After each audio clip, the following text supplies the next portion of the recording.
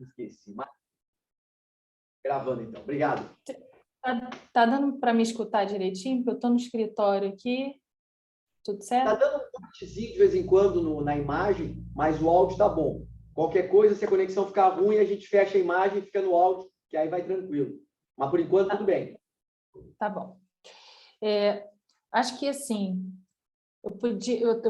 lá agora, estou voltando, não é? Acabei de voltar, cheguei esse final de semana de um congresso que eu fui em Girona, se chamou Michele Tarufo Girona Evidence Week, em homenagem ao professor Michele Tarufo, que a família do Tarufo doou cerca de 10 mil livros para a Universidade de Girona agora, não é? E aí esses fundos, o Fundo Tarufo foi recebido pela Universidade de Girona, formalmente agora durante esse congresso, e aí a gente discutiu diversos temas.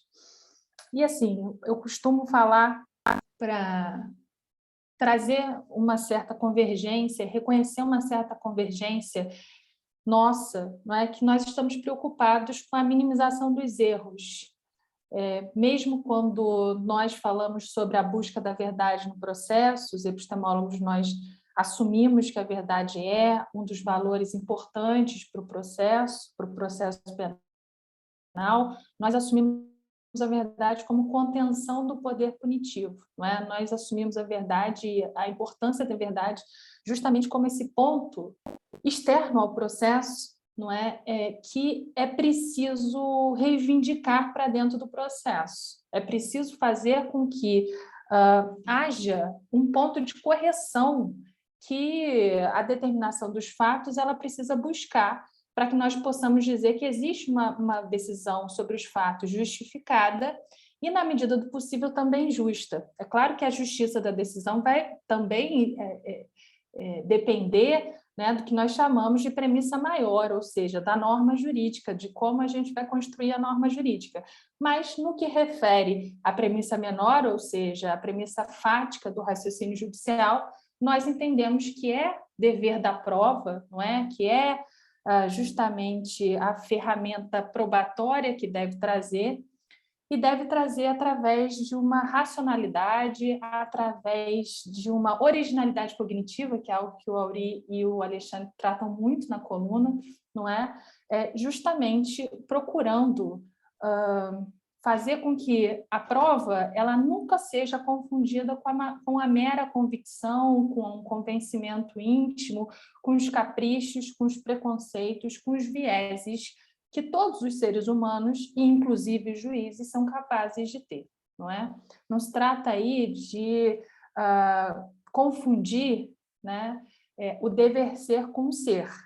Todos os juízes têm o dever de serem imparciais. E não é porque eles têm o dever de serem imparciais que eles necessariamente são.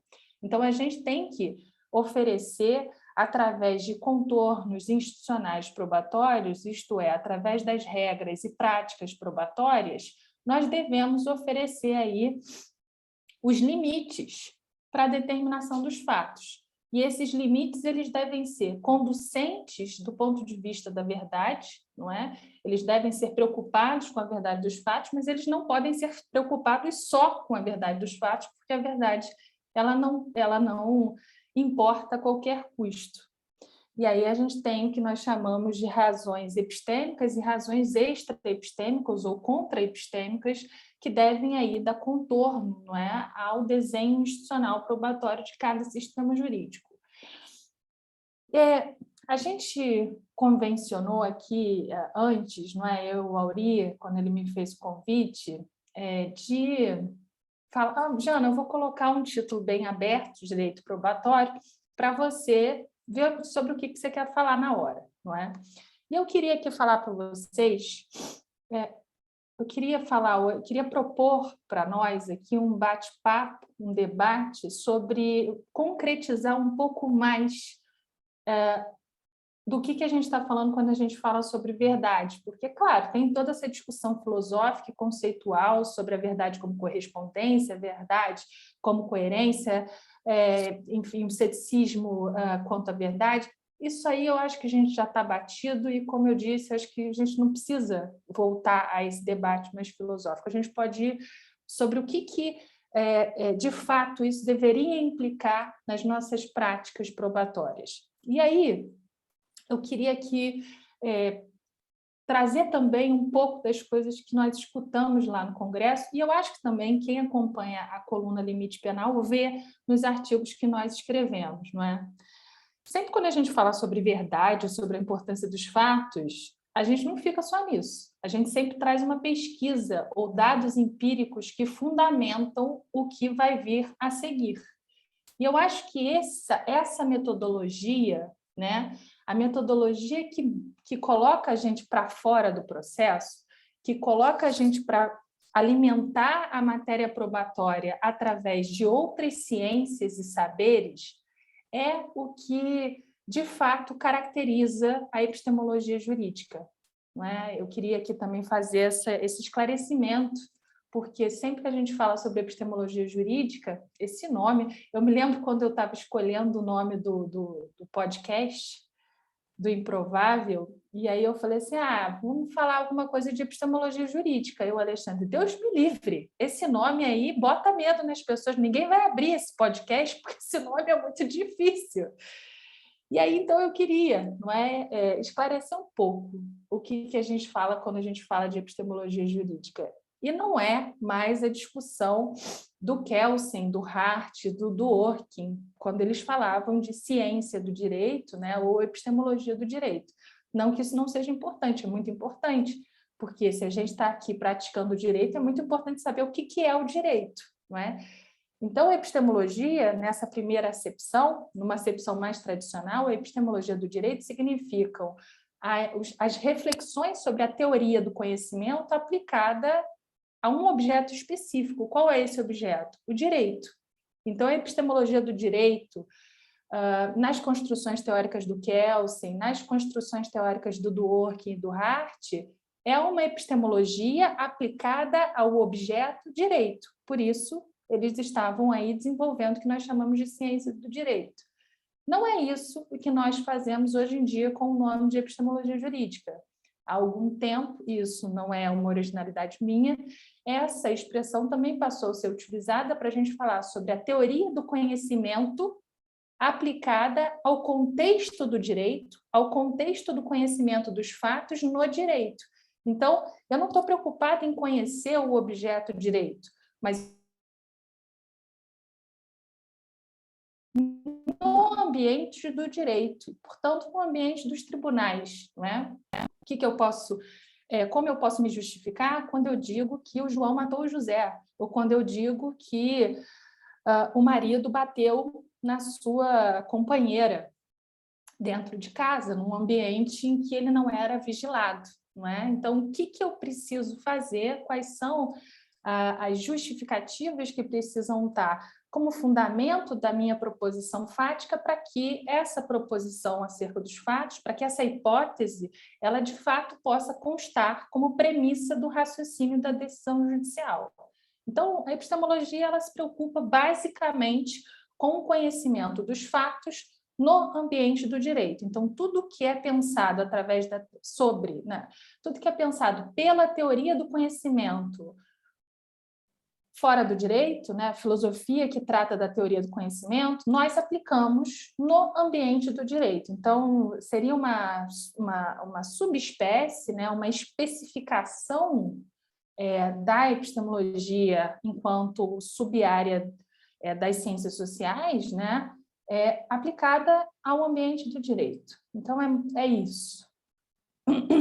E aí, algo que a gente vê presente nessa metodologia da epistemologia jurídica, e eu queria aqui, então, apresentar melhor a epistemologia jurídica. Eu acho que de tempos em tempos é bom a gente recobrar essas características importantes de uma determinada subárea de conhecimento, né, para que ela não se perca, inclusive, é que a gente precisa, essa é uma afirmação de um epistemólogo jurídico, nós precisamos vincular, nós precisamos fazer aderir, produzir uma ponte entre o que dentro do processo considera-se como verdadeiro, como provado, e a realidade dos fatos que acontecem lá fora antes que o processo seja instaurado. Não é? Porque não pode ser simplesmente porque o juiz quer, ou porque as partes assim trouxeram. Porque as partes elas podem, inclusive, também entrar num conluio ou numa forma delas apresentarem as coisas, e isso não seria exatamente a justiça do caso. Não é? Então, a gente está preocupado, sim, com essa aderência, com uma certa que o processo deve ter com os fatos que antecedem ao próprio processo. E é por isso que a epistemologia jurídica ela é um elogio constante às outras áreas de conhecimento, porque o que a gente quer é que os juízes e os outros operadores do direito também, mas sobretudo os juízes, porque é da decisão deles que advém as consequências jurídicas mais gravosas, sobretudo no processo penal, não é? Diz que as consequências. Então, é muito importante que haja, de fato, essa porosidade, que haja uma preocupação com a minimização dos erros.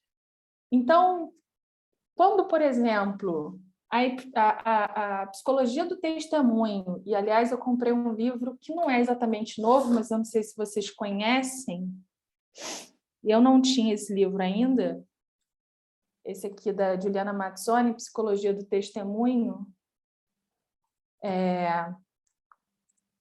Comprei agora no congresso. Quando a psicologia do testemunho ela vai avançando e mostrando que a memória humana dista muito do que nós achávamos que ela era, né? Então a epistemologia jurídica vai se indispor com as regras do direito positivo e vai dizer, olha, do jeito que está, não pode continuar. Porque se a gente continua através das regras jurídicas, decidindo como se a memória humana ficou uma máquina filmadora e a memória humana não é mais isso, então a gente vai estar produzindo erros que nós deveríamos estar evitando, nós do processo penal, nós que nos preocupamos com a redução dos erros, dos falsos positivos, das condenações de inocentes. Então, a epistemologia jurídica ela vai procurar produzir uma ponte entre o direito processual penal positivo e a psicologia do testemunho, porque a psicologia do testemunho, no que refere às provas dependentes da memória, é justamente a área de conhecimento que precisa ser elogiada e a qual nós precisamos deferir. Um conceito importante para a epistemologia jurídica é a deferência epistêmica. Deferir nada mais é que reconhecer humildemente que uma outra área, e não a nossa, sabe mais sobre aquela matéria. Então, eu vou deferir, eu defiro e eu aceito o que a psicologia do testemunho fala sobre o funcionamento regular da memória humana. Porque eu que estudei direito, eu que leio o Código de 41, não sei mais do que os psicólogos do testemunho sobre a memória humana. Então, é nesse sentido que a psicologia do testemunho e a epistemologia jurídica elas se associam para colocar um ponto de crítica ao processo penal vigente e mostrar que as regras elas precisam mudar, se é que nós temos, de fato, uma preocupação com a minimização dos erros, principalmente dos falsos positivos. Não é? Agora, não é só isso que a gente faz. E eu queria aqui repassar com vocês, depois desse exemplo, não é? Desse elogio a outros saberes que nós fazemos, que o epistemólogo jurídico faz, eu queria aqui repassar com vocês algo que eu vi lá em Girona e que eu fiquei realmente sensibilizada. Quando a gente, até porque o Alexandre Moraes da Rosa, enfim, outras pessoas das quais eu sou próxima, eles trabalham muito a inteligência artificial e a necessidade, assim, na verdade, a inevitabilidade não é? Da inteligência artificial para o processo penal. Isso aí está aí, não adianta a gente negar mais que as máquinas elas formam parte de como nós vamos lidar com a determinação dos fatos de aqui por diante. Então, a gente precisa regular tudo isso, não é? Agora, para além disso, enfim, teve uma palestra sobre isso lá, e aí o professor Jorge Barcelona, muitos que estão aqui provavelmente já escutaram falar do professor Jorge Neofenol, ele falou algo muito interessante, que é a importância de a gente ter bases de pesquisas empíricas para alimentar as máquinas, porque, assim, é evidente que nós não queremos, nós não desejamos que as decisões mais importantes sejam tomadas por máquinas, não é? Mas que as máquinas poderiam nos ajudar em algumas decisões menos importantes e aí serem revistas, não é?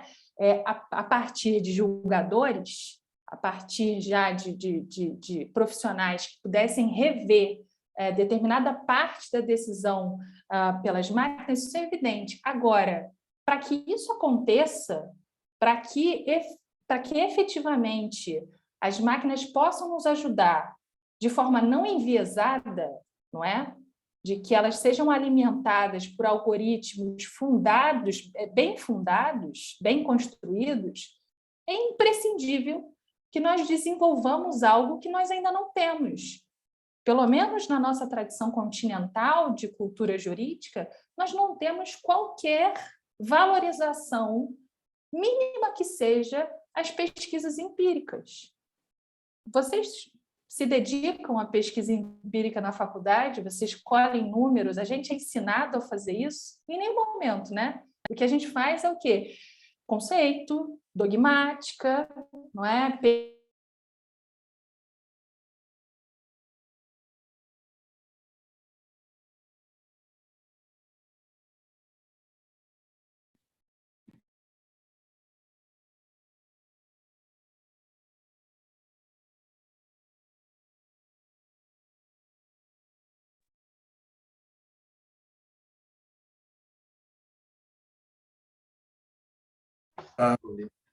Voltei.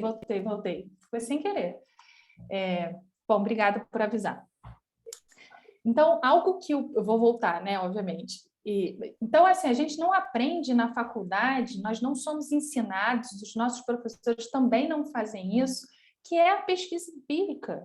Porque a pesquisa empírica dá trabalho, né, gente? Não dá simplesmente para a gente colocar a nossa cara bonita e começar a fazer enfim, a dar 2 pulinhos para trás e com palavras bonitas a gente fazer aquilo funcionar. Não, a pesquisa empírica ela leva tempo, ela é trabalho conjunto. Dificilmente uma pessoa sozinha vai fazer uma pesquisa empírica, ela precisa de uma equipe, ela precisa de tempo, ela precisa de consistência naquela agenda de pesquisa, ela precisa de investimento das agências de fomento à pesquisa. Quer dizer, a pesquisa empírica precisa de muita coisa. Só que é só a pesquisa empírica que nos vai oferecer a ancoragem necessária que a verdade de dentro do processo precisa ter com o que acontece fora lá do processo. A minimização dos erros, ela passará necessariamente por um desenvolvimento da pesquisa empírica, porque sem os números a gente vai continuar falando a partir de argumentos retóricos e não exatamente argumentos que nos aproximem do que de fato pode ter acontecido lá antes de que o processo fosse instaurado, não é? No lugar do conflito mesmo. E aí eu queria perguntar para vocês, quantos de vocês conhecem uma pesquisa que já está no seu 3º ano, que chama Visível e Invisível? Vocês conhecem essa pesquisa? Visível e Invisível? Do Datafolha, foi desenvolvido pelo Datafolha, e é muito interessante porque é uma pesquisa sobre violência doméstica, que o Brasil quase não tem esse problema, não é mesmo? Quase a gente não tem esse problema. Visível e Invisível, sobre violência doméstica realizada pelo Datafolha, e a versão, não é, a edição de 2021, contou com nada menos de 2.079 respondentes, tá?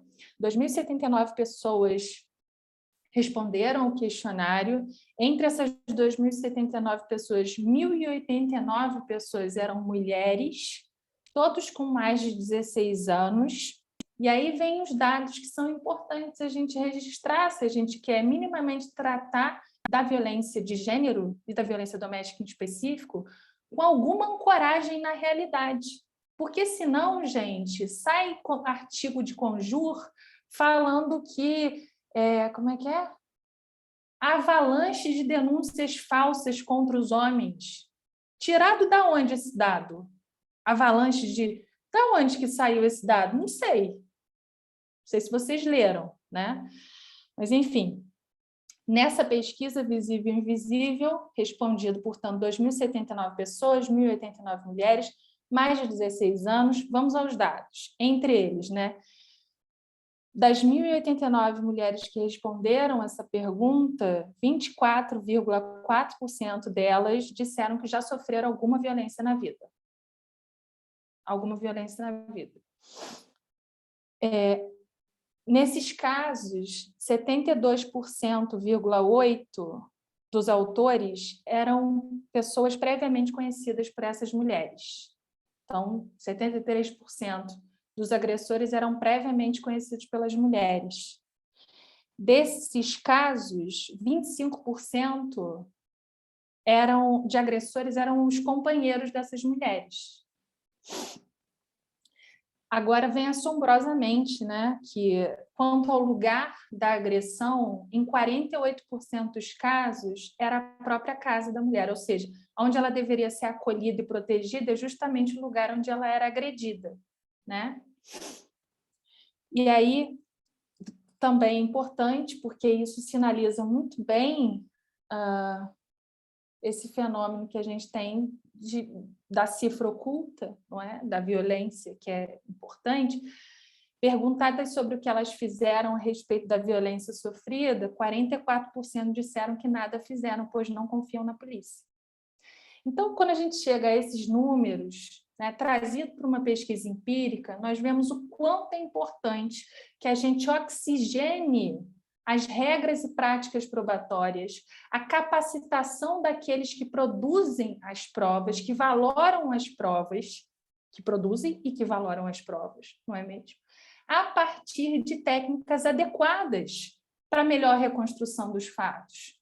Não é possível mais que nós continuemos a dar vazão a uma investigação absolutamente enviesada por preconceitos de gênero. É isso que explica essa cifra oculta aqui, que as mulheres não vão procurar a polícia. Porque eu vou procurar a polícia para ser revitimizada?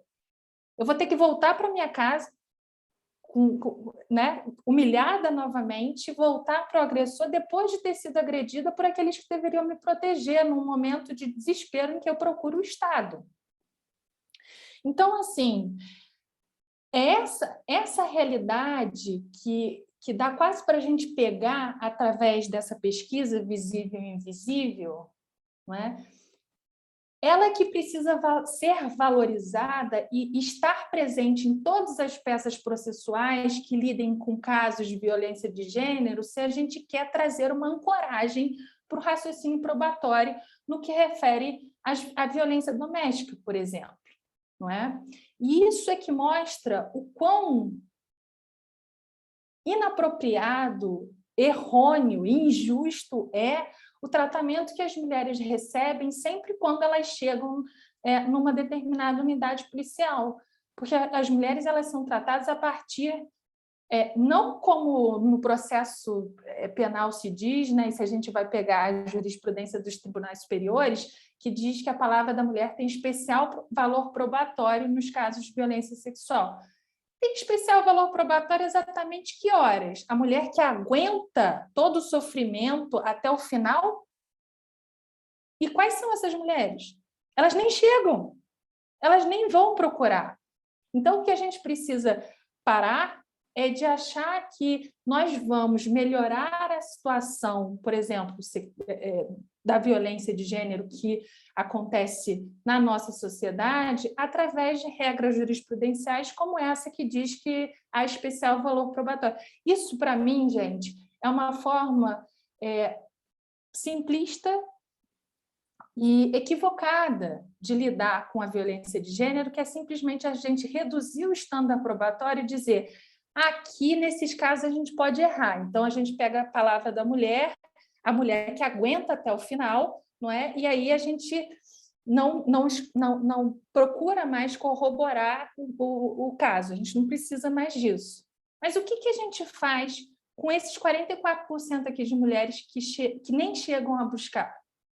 Então, é disso que a epistemologia jurídica fala, quando fala sobre a importância da verdade dos fatos. A gente não está discutindo retoricamente a respeito simplesmente assim, que tem as teorias da verdade, o conceito de verdade. Não, a gente está preocupado com a realidade que está aí na rua, as mulheres que sofrem, as pessoas negras que são seletivamente escolhidas para estarem atrás das grades. Então, a gente está preocupado com a realidade crua, que só os dados empíricos trazem para nós.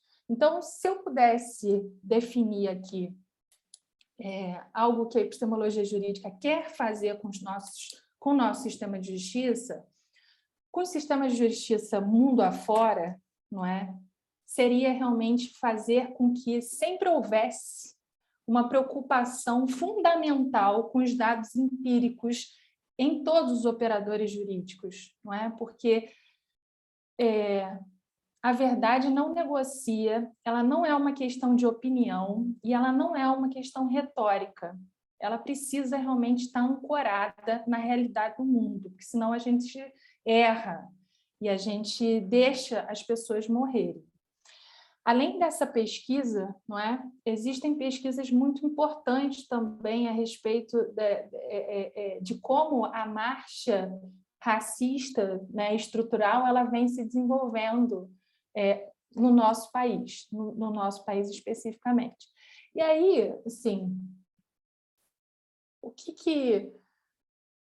que a gente indicaria como algo muito importante, não é, para que tivéssemos uma reforma efetiva no nosso sistema de justiça? Essa porosidade com as ciências, não é, uma deferência epistêmica com outras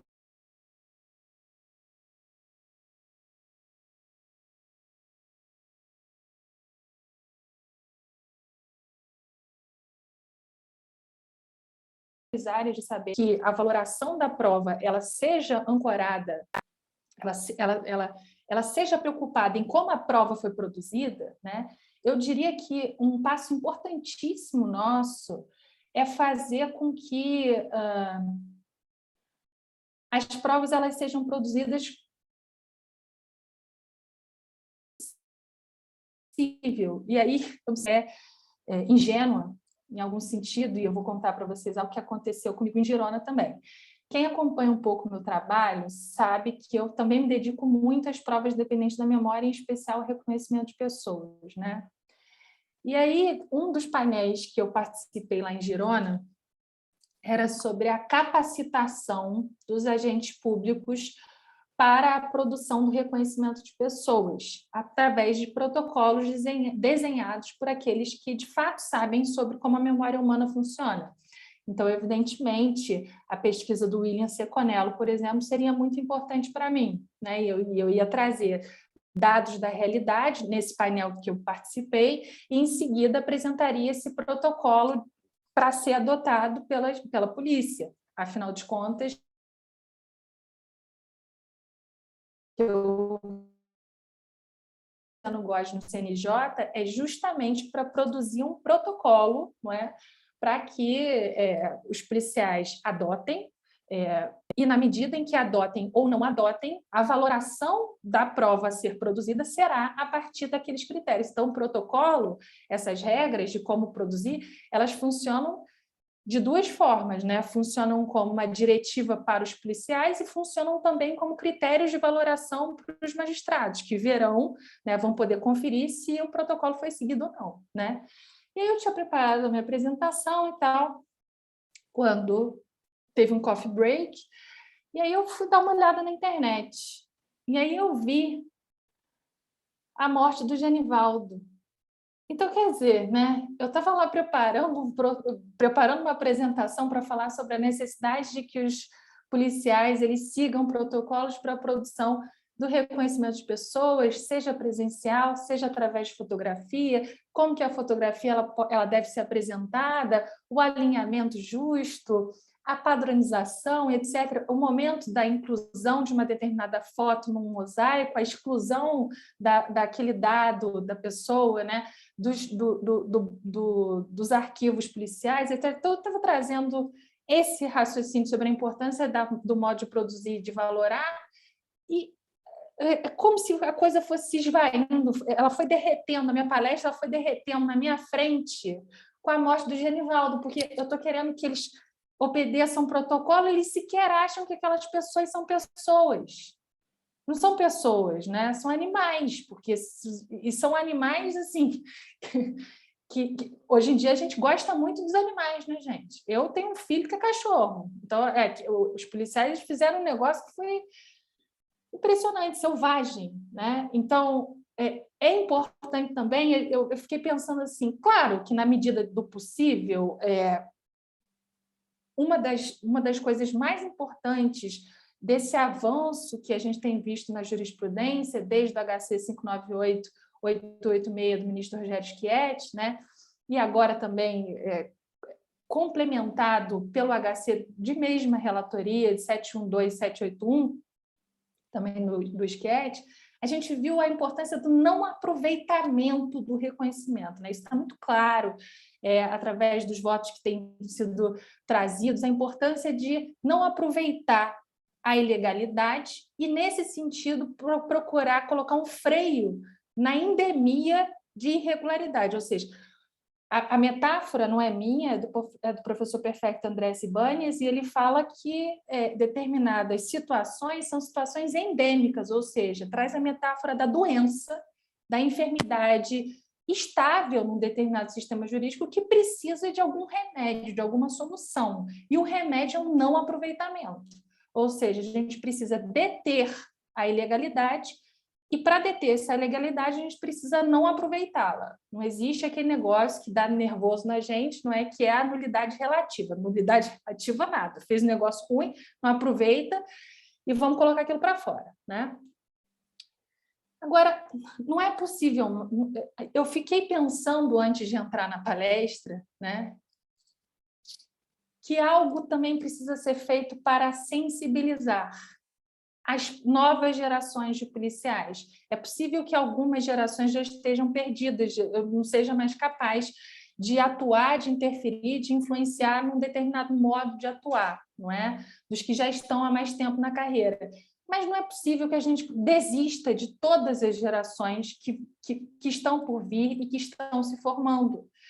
Porque simplesmente não aproveitar é algo, claro, importante, imprescindível, mas não é possível que a gente desista de algo que é absolutamente fundamental, que é sensibilizar a primeira etapa da cadeia que a gente chama, que é uma cadeia probatória, né? Assim, a cadeia probatória ela é formada por um momento da conformação dos elementos informativos e que poderão se tornar elementos probatórios.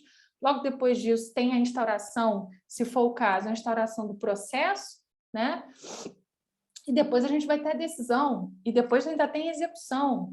Então, quando a gente fala sobre a cadeia da atividade probatória em si, a gente está falando de uma série de atuações, a atuação do policial, a atuação do promotor de justiça, a atuação do defensor ou do advogado, e a atuação daquele que vai decidir sobre os fatos, e todos eles podem errar. E quando o primeiro erra, é muito importante que o segundo não erre, mas o que a gente vê é que há um justo contrário, né? O policial erra porque sabe que vai ser avalizado pelo promotor de justiça e que o promotor de justiça também sabe que a sua fala vai ser mais importante do que a fala da defesa. e que ele vai ter um protagonismo realmente, uma prioridade, conseguindo chegar nos ouvidos do magistrado, né? E é justamente nessa cadeia que a gente precisa atuar. Eu quero dividir alguma coisa aqui com vocês, que eu também faço muito cursos de capacitação, não é?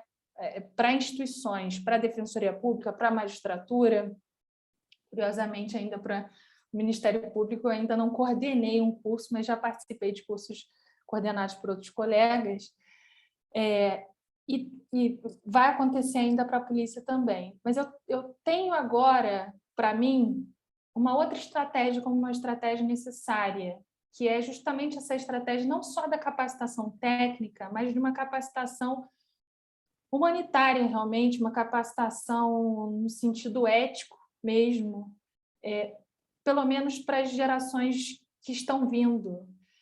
E eu acho que se a gente juntar as imagens de tantos erros e da dor que esses erros causam, de repente a gente tem alguma chance, né?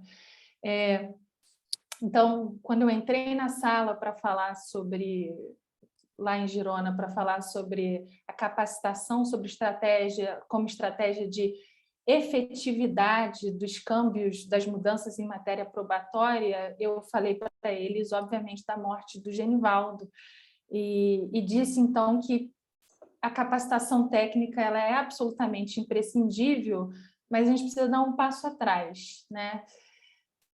E aí eu me lembro muito, me recordo muito de uma construção que é também de um epistemólogo jurídico que chama Roro Clay, e ele fala, ele é de Singapura, e ele fala sobre a importância de um processo penal humanitário, né? Que não se esqueça que no banco dos réus também existe uma pessoa que pode ser que ela tenha cometido realmente um erro horroroso, né? Que tenha tido uma conduta realmente muito reprovável. E aí o caso que ele conta no artigo que ele trabalha sobre essa ideia é um caso bastante representativo, simbólico, porque é uma mulher que está no banco dos réus porque ela matou a filha do amante dela. E ela matou a filha bebê do amante dela por vingança. Ela matou porque ela, a partir da perspectiva dela, precisava se vingar daquele homem que tinha feito tanto mal para ela. Então, ela pensou de que modo ela ia matar aquela criança e matou a criança.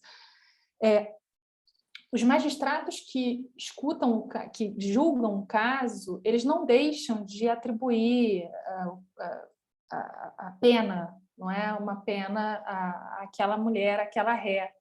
Mas em nenhum momento eles se esquecem de que se trata de uma pessoa. Isso é interessante no artigo e na decisão que ele está analisando, uma decisão de caso real, né? Em que eles reconhecem também a violência que sistematicamente aquela mulher estava sofrendo no julgo sob o julgo daquele amante dela, né? E que aquilo também foi contributivo para o resultado final. Então, eles não deixam de ter empatia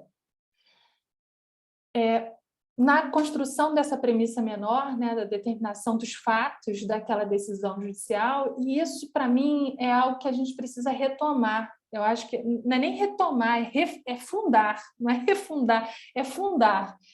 Salvo algumas exceções, e as exceções, nesse caso, elas não são problema para a minha hipótese, né? Eu acho que o que a gente precisa fazer é construir as nossas instituições para que a sensibilidade, a possibilidade de atuar, de decidir com empatia, não seja exceção, não é? Que, de fato, magistrados, membros do Ministério Público, sejam capazes, policiais primeiro, né? Guarda Municipal, policiais da Polícia Judiciária, Ministério Público e magistrados, sejam capazes de atuar de forma sensível e empática aquela vida que está ali, né? Com todos os erros que ela pode ter cometido. E aí o Roro Clay ele traz, então, a empatia como uma ferramenta epistêmica, ou seja, para eu reconstruir bem os fatos, eu preciso saber enxergar, eu preciso ser capaz de enxergar a pessoa que está ali na minha frente, com a complexidade que ela traz para que eu decida, sem simplificar através de atalhos e de vieses mentais que me fazem facilitar tudo. Tem um texto que é muito interessante, que eu tenho trabalhado muito, de uma epistemóloga que se chama Miranda Fricker. E a Miranda Fricker, ela traz alguns exemplos, né, no livro dela, e tem um dos exemplos em que existe um cenário, não é, de violência de gênero e de, na verdade, assim, de desvalorização da fala feminina, tá? Uma das personagens, então, está contando o que ela acha que aconteceu. Ela falou, olha, eu acho que realmente o amigo do fulano matou o fulano, porque, olha, não era para ele ter desaparecido, o amigo dele agora está usando o anel do amigo, né, para cima e para baixo, sendo que o fulano sempre tinha me dito que nunca daria esse anel para ninguém, que esse anel é algo absolutamente importante para ele. E outras pessoas já viram o amigo que, né, enfim, muito próximo do que desapareceu. Muitas pessoas já viram ele se passando pelo sujeito. É um filme, gente, eu não sei se vocês viram, chama O Talentoso Ripley, em que o talentoso Ripley, né, ele mata um dos personagens, que era feito pelo Jude Law, agora não me recordo o nome do Jude Law, ele mata o personagem do Jude Law e assume a vida do Jude Law, que era um playboy, que tinha uma vida ótima, cheio de dinheiro, não sei o que tal. Então ele queria muito aquela vida, o que ele faz? Ele mata o sujeito e diz que o sujeito foi, né, sumiu e tal, foi viver a vida e tal, só que ele começa a ser visto pela Europa, em vários lugares daqueles cenários maravilhosos, se apresentando sempre como o personagem que havia morrido, né? Como se fosse o Jude Law. E aí a namorada do Jude Law, que era a Gwyneth Paltrow no filme, ela fala para o sogro dela, falou, olha, eu acho que ele matou mesmo, porque ele está com o anel do meu namorado, um anel que eu que dei, que ele falou que ele nunca tiraria o anel, enfim, vários dos nossos amigos já dizem que ele se apresenta por aí como meu namorado, então isso é estranho, né? E aí, quando ela conta isso pro sogro dela, o sogro dela fala o seguinte, existem os fatos e existe opinião feminina. E assim ele cala essa mulher que trouxe, não é, uma versão sobre os fatos. Tudo bem, isso está no filme, mas isso não é muito longe da realidade que a gente vê. A realidade que a gente vê na vida e no processo é uma realidade absolutamente invadida por esse fenômeno que a Miranda Fricker chama de injustiça epistêmica. O que é uma injustiça epistêmica? Injustiça epistêmica é a redução da credibilidade da palavra de alguém em razão de algum preconceito que se tem contra aquele grupo social de que ela faz parte, né? Então, o ouvinte, ele raciocina através de estereótipos, através desses facilitadores que, na realidade, se a generalização ela não tiver base na realidade, ela vai ser, na realidade, um preconceito e, em lugar de ela, em vez de ela nos facilitar chegar a uma boa conclusão sobre os fatos, nós vamos errar, né? Então, o estereótipo ele nos leva ao erro. Ele é uma saída mais rápida, porém errada. Então, nesse caso do exemplo, o cara fala, olha, existem os fatos, a realidade dos fatos, existe a opinião feminina. E o que a gente vê no processo, gente? No processo, a gente vê isso contra mulheres que estão, né, chegando numa delegacia, por exemplo, para dizer que elas passaram por uma violência, tanto é assim que 44% das mulheres não procura as unidades policiais, mas isso não acontece só contra as mulheres, não é? Ou seja, problemas identitários que fazem as mulheres vítimas também fazem pessoas negras vítimas. Quando a gente fala sobre os crimes de tráfico de drogas e roubo, nós vemos invariavelmente o estereótipo do criminoso sendo um homem negro, jovem, de periferia, guiando apressadamente o raciocínio da investigação e sendo avalizado pelo Ministério Público, que oferece a denúncia com base naquele vazio probatório, que encontra a acolhida quase que imediata, quase não, imediata, vou tirar o quase, imediata dos magistrados, né? O que a gente vê, portanto, é justamente o fenômeno da injustiça epistêmica ganhando forma no nosso processo penal. E a redução da credibilidade em razão dos preconceitos de raça é tamanha que ela atua como... Eu vou continuar com a metáfora das doenças, né? Como uma lepra, uma doença realmente contagiosa, porque qualquer um que tocar o réu com essas características vai ter a sua credibilidade reduzida também. É por essa razão que, quando o defensor traz a versão da defesa, ele também é descartado de pronto. Ah, lá vem o defensor. Quantos defensores que eu conheço, meus amigos ou colegas de trabalho, etc., que narram que estou lá falando, trazendo as alegações finais, e o magistrado levanta, vai fazer outra coisa, vai pegar um chá para ele e para o membro do Ministério Público. Não vai escutar o que eu vou falar. Ah, não. Aí agora, professora Janaína, eu paro. Porque se ele vai sair para pegar o chá, eu vou esperar. Inclusive, vou falar para ele, eu quero chá também. Aqui o réu também quer chá.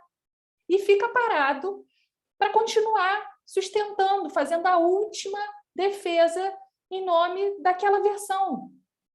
O que a gente vê, portanto, é o espraiamento do fenômeno da injustiça epistêmica, não é? No nosso processo penal, sempre que haja, portanto, um preconceito. Eu diria que na nossa sociedade existem muito fortes o preconceito de gênero, né? Os estereótipos de gênero são muito fortes, os estereótipos raciais são muito fortes, e, obviamente, que a gente não pode esquecer, portanto, da interseccionalidade, não é?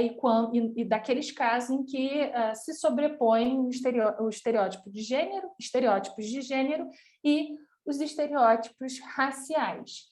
Se vocês forem olhar para a população feminina que é interna ao sistema, vocês verão qual é a cor dessa população feminina e vocês também verão que o direito à maternidade, o direito de que elas estejam próximas dos seus filhos, isso é sistematicamente ignorado pelos magistrados que lidam com a execução daquelas... inclusive na prisão provisória, né? Quer dizer, eles não querem saber da criança, eles não querem saber, porque, obviamente, se trata de uma pessoa... errada, uma pessoa que errada, né? Ela roubou, não devia ter roubado, ela não devia ter tido filho. Para que tem mais um filho? Quer dizer, aquela mulher ela vai ser julgada de todas as formas possíveis.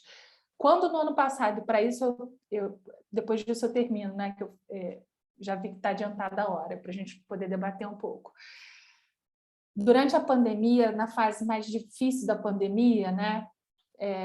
Tiveram casos muito simbólicos de crimes falimentares cometidos por mães desesperadas.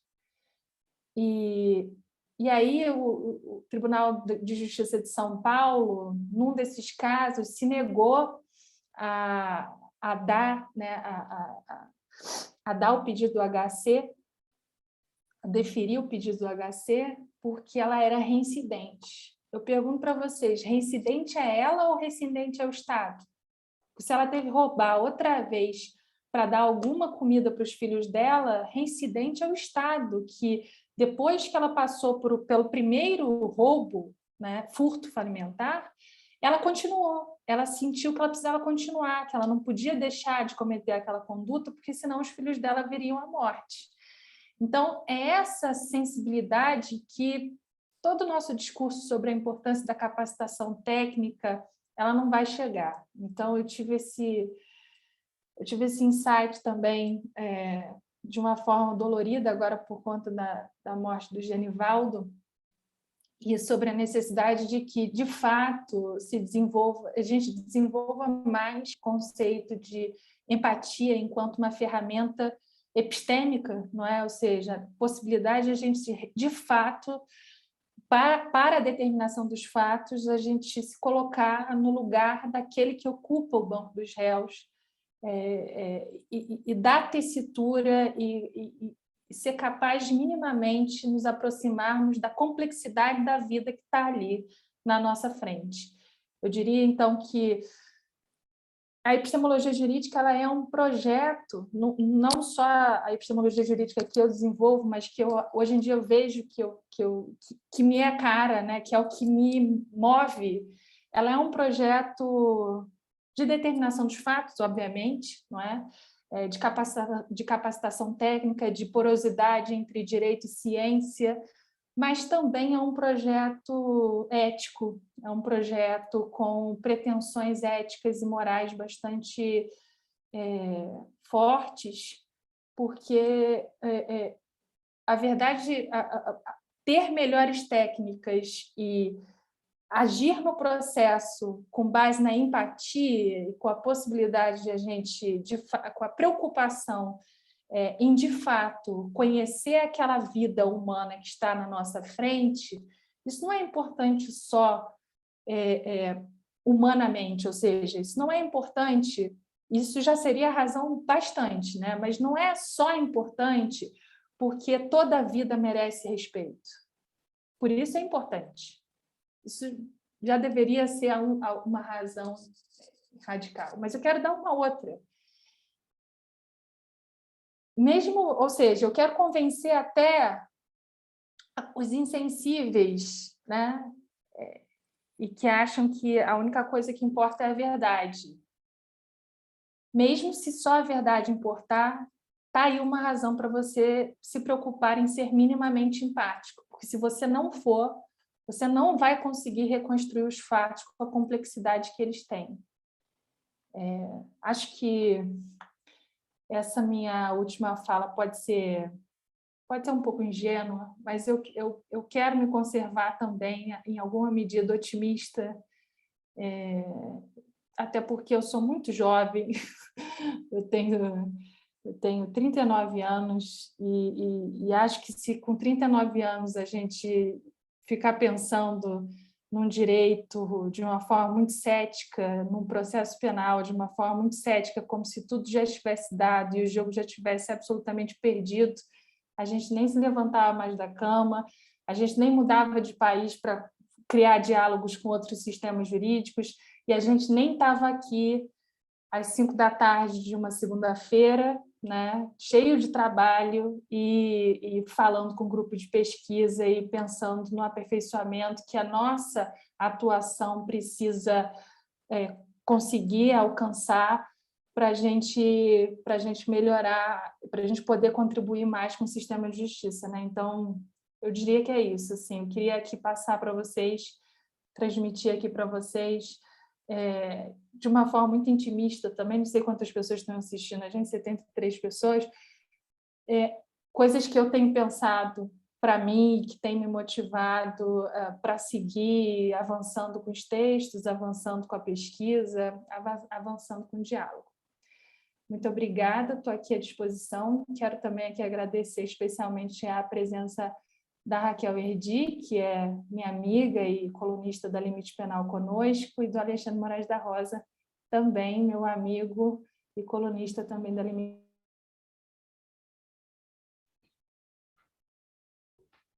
Maravilha.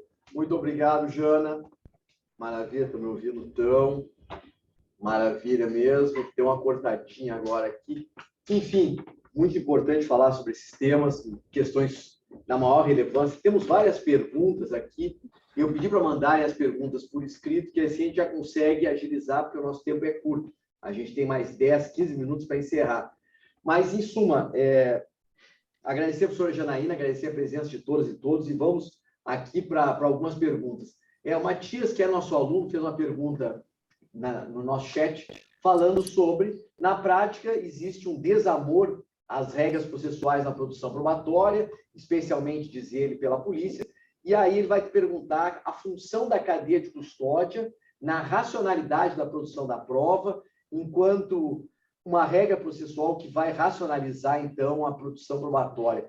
É claro que é um tema importante, a gente já escreveu bastante sobre cadeia de custódia, e aí já vou deixar essa aqui, já vou encaixar mais uma depois sobre a questão da verdade, porque bem ou mal, Jana, é muito importante que você falou, já fica aqui a sugestão para a nossa próxima coluna, sobre um princípio de empatia básico em todo o processo penal e na questão probatória é crucial, porque se nós trabalharmos apenas com a regra enxuta do jogo e não mudarmos cultura, não mudarmos a consciência dos atores, não vai funcionar. E nessa perspectiva de uma certa empatia processual e de uma ética, a gente pode, como faz o Teodoro aqui, inserir essa pergunta sobre a impregnação do discurso da verdade real, exatamente como uma métrica, um instrumento, um valor que vai reduzir direitos e garantias fundamentais. Como lidar com isso? Mas vou deixar essas duas perguntas para você e depois já fizemos as outras.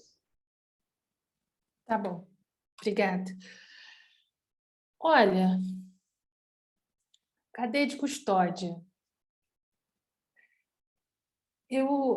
Existem duas correntes que a gente tem aqui no Brasil de forma mais forte, né? Existe uma corrente pelo aproveitamento, se existe alguma irregularidade, se é que a gente pode ver em que medida aquela irregularidade ela contamina, ou seja, não de forma absoluta excluir uma prova que foi produzida sem observância da cadeia de custódia. Essa é, por exemplo, a corrente a que se filia o professor Gustavo Badaró.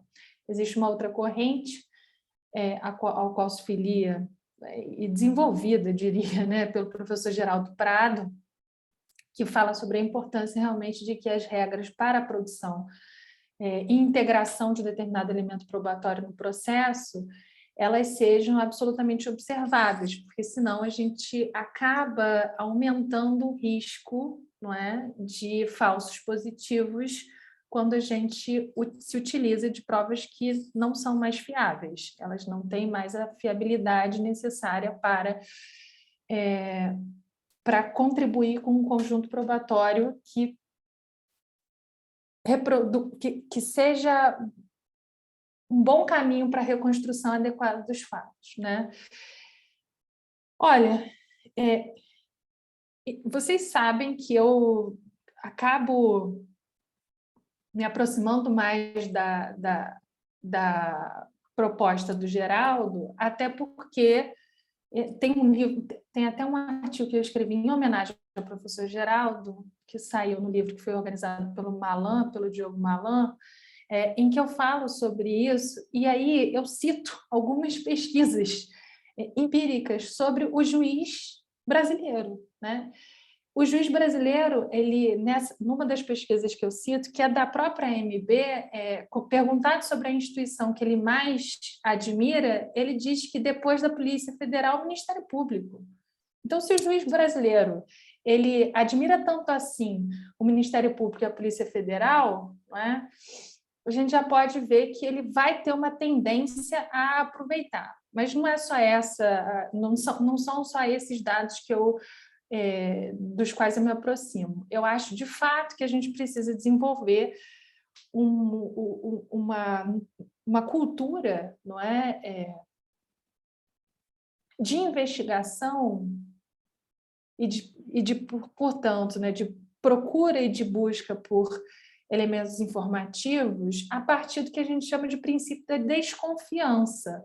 O princípio da desconfiança é algo que é muito em voga aqui no Chile, né? Quando a gente pega manuais de processo penal, a gente vê o princípio da desconfiança lá estampado, ou seja, a atuação do Estado, ela incentiva a desconfiança, ela merece a desconfiança dos cidadãos. É o Estado que precisa provar que atuou nos limites da legalidade. A gente não tem por que confiar na atuação estatal quando ele está lá sozinho, ainda mais isso. A defesa nem está lá, o Estado está lá sozinho, buscando os elementos informativos, aí do jeito que o Estado traz, eu vou aceitar assim mesmo? Não, existem determinadas regras para que ele recolha os vestígios e também para que ele integre os elementos informativos para dentro de um conjunto, e isso é o básico para que nós possamos confiar no conjunto probatório, que depois vai ser a base do raciocínio da premissa fática da decisão judicial.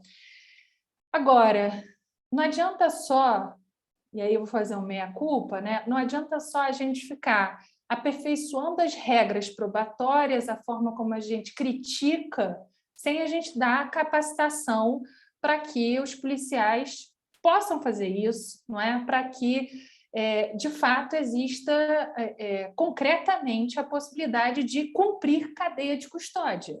E cumprir cadeia de custódia, como a gente sabe, não é algo fácil. Não adianta ter um artigo novo, esse artigo aí que foi incluído, não é? Sorrateiramente, nem sabemos como é que ele entrou no pacote anticrime, mas, enfim, com todas aquelas etapas e achar que a coisa está resolvida. Então, assim, ainda tem um caminho muito longo pela frente.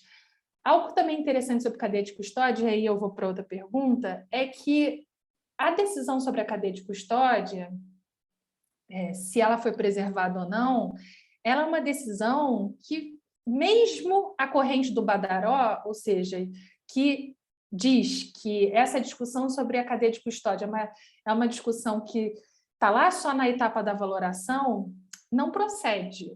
Por quê? Porque se a gente aceitar a custódia só na etapa da valoração, a gente já deixou o leite derramar. Por quê? Porque uma série de decisões interlocutórias que acontecem no curso do processo, elas são tomadas com base no conjunto probatório existente naquele momento. Então, se tem uma prova que não tem nenhuma discussão sobre a sua cadeia de custódia, e quando o advogado leva aquela discussão, o juiz fala, não, mas cadeia de custódia eu só vou ver no momento da valoração. Ah, sim, você vai mandar prender o meu cliente agora preventivamente com base nessa prova aqui que não tem cadeia de custódia? Então, com o Caio Badaró, que é orientando do Gustavo, olha bem que interessante isso, eu escrevi um texto que está na Limite Penal, falando justamente que a decisão sobre a cadeia de custódia, o exame da cadeia de custódia é prejudicial a todas as decisões judiciais no curso do processo, não só a sentença.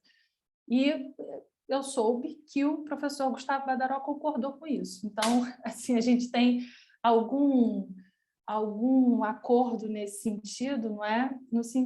No sentido de que cadeia de custódia, mesmo sendo algo que pode não afetar o aproveitamento, ou seja, pode ser que seja incluído, sim, no conjunto probatório, não é certo, mesmo para essa corrente que aproveita mais, que isso vai acontecer só na etapa final da valoração. Não. Em decisões interlocutórias anteriores, também precisa olhar a cadeia de custódia. Sobre interpretação, impregnação do discurso da verdade real. Isso é importantíssimo, né? Eu estava conversando com o professor Perfecto André Sibanias semana passada e estava contando para ele o quanto foi desafiador chegar no Brasil há 2 anos atrás, 3 anos atrás, e entrar na coluna Limite Penal e começar a falar sobre epistemologia jurídica e falar sobre a busca pela verdade, né? Porque, enfim, estava todo mundo com razão, né, muito desconfiado desse negócio de busca pela verdade. Afinal de contas, quantas coisas horrorosas já se foi feito em nome da verdade, né? E aí, quando eu falei para ele sobre esses desafios contextuais que eu, Raquel, Marcela tivemos lá em 2020, quando a gente entrou na Limite Penal, ele falou, tem razão, né? Porque ele me deu razão, dando razão para a desconfiança. Ele falou assim, porque realmente, não só no Brasil, mas em quantos outros sistemas jurídicos já não se usou a etiqueta da verdade, né, para se fazer justamente o contrário do que a gente quer que se faça, né? Quando a gente fala sobre a verdade a partir da epistemologia jurídica do Perfecto, minha, da Raquel, do professor Geraldo, do professor Gustavo, a gente está preocupado, de fato, com a contenção do poder punitivo. Ou seja, não pode decidir assim, com base, por exemplo, em que V é verdadeiro, né? A proposição fática tal, a hipótese fática tal é verdadeiro. Não pode fazer isso se é que não tem uma ancoragem na realidade do mundo. O juiz não pode tirar isso da cartola dele, né? O juiz não é um mágico, não tem uma cartola e, portanto, o convencimento de que ele tem de que aquilo é verdadeiro, pouco me importa. Eu estava falando com os meus alunos outro dia, na aula sobre raciocínio judicial, falando sobre premissa maior, premissa menor, e não sei o quê. Eu estava falando para eles, olha, é muito possível que uma decisão seja justificada, né? Porque a conclusão ela devém das premissas maior e menor que a antecedem, mas isso não é suficiente, porque se a premissa maior, norma, não tiver sido bem construída, ou se a premissa menor, fatos, não tiver sido bem construída, ainda que haja uma coerência lógica entre a decisão e essas premissas, haverá um erro no caso concreto. Haverá um erro. Então, é justamente essa ancoragem que a premissa fática precisa ter com a realidade que nós chamamos de busca pela verdade. Agora, a busca pela verdade ela não pode se confundir com todos os excessos que foram cometidos em nome da busca pela verdade, porque existe, sim, uma colonização autoritária do discurso, né? E que isso sim é o preocupante. Então, então não vamos mais falar de verdade? Não, eu vou falar de verdade, porque quem disse que os autoritários vão vencer? Quem disse que eu vou abrir mão de um conceito que é tão importante para a noção de erro? Porque o juiz erra porque ele atua e decide com base numa premissa de fato que é falsa.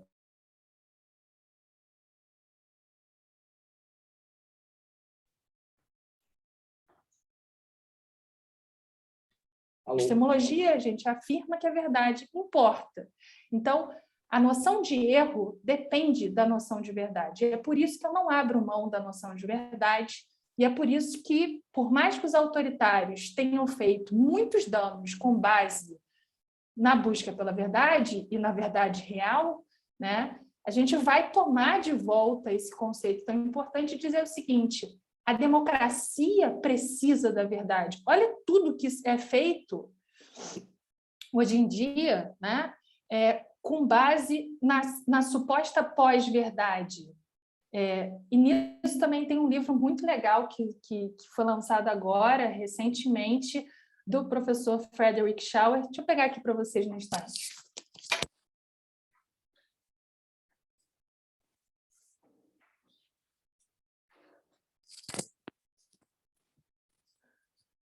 A maior parte dos meus livros ainda não está aqui, mas os que eu comprei agora estão, né? Esse aqui, The Proof, The Uses of Evidence in Politics, in Law, Politics and Everything Else.